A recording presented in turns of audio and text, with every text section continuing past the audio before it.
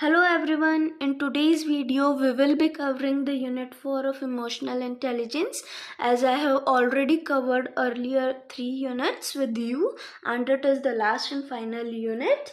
So let's get started. So in this, what we will be learning that emotional intelligence can be measured and developed using different methods and strategies. Okay, so measures of emotional intelligence first of all, right?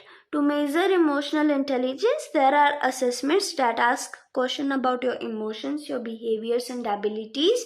And these assessments can be self-report questionnaires or performance-based tests. Okay. So moving further to the self-report questionnaires, what is there? That in this we need to answer the series of questions about our emotions and behaviors. And these questionnaires, they measure the aspects of emotional intelligence like self-awareness, self-management and social awareness and relationship management. And I have covered all these topics in my earlier videos too. So moving on to the next point, that is performance based tests. So what is there? That these tests, they involve tasks that assess your actual emotional intelligence skills. They measure your ability to perceive, to understand and to manage your emotions. Okay, right? So moving on to the strategies to develop and enhance emotional intelligence, right? So to improve your emotional intelligence, you can try these following strategies, which are, moving on to the first, that is self-reflection and self-awareness.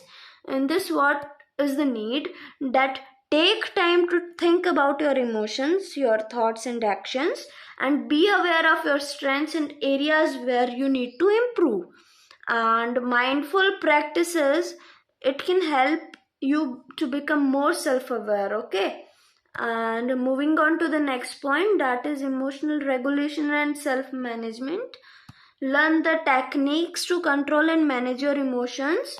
Practice deep breathings, stress management, and find strategies to handle difficult emotions like anger or anxiety.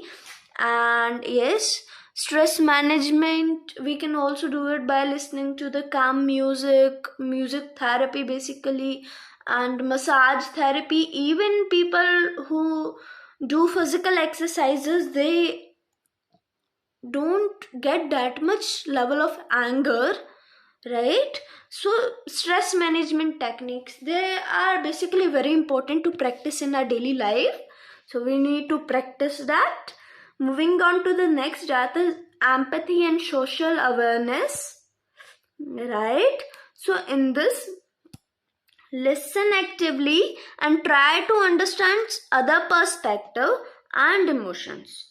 What is there? We need to put ourselves in the shoes of other and consider their feelings and needs.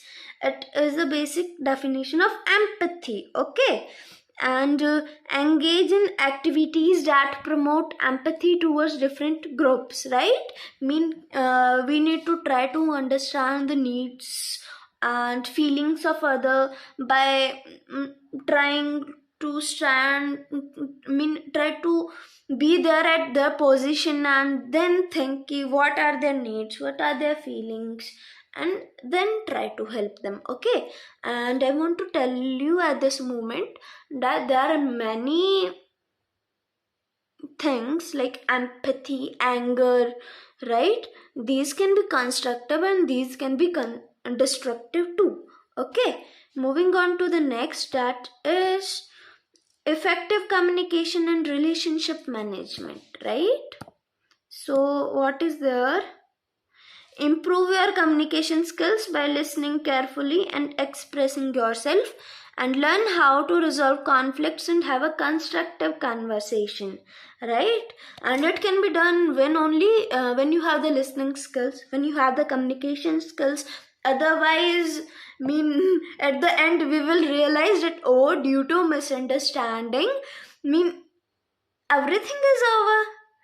We were unable to express ourselves clearly and lead to conflicts between, right? So there is a need of a constructive conversation between the team or individual. Okay, we need to seek feedback and learn from our experience.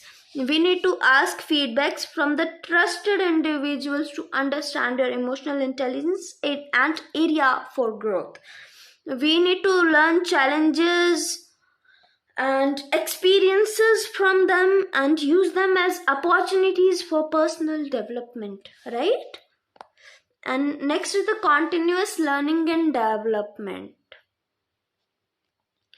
It can be done by reading books, attending workshops, and participate in activities that focus on emotional intelligence. And stay open to learning and keep looking for the opportunities to improve your emotional intelligence skill, right?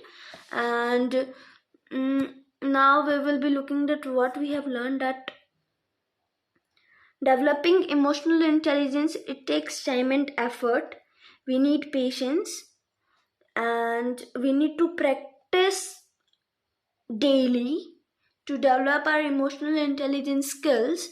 And emotional intelligence, they can benefit us in various areas of our life, such as relationships, while making decisions, and our overall well-being. So that's it for this video, guys. I hope you all liked my video, and if you liked, then do like, share and subscribe. Thank you.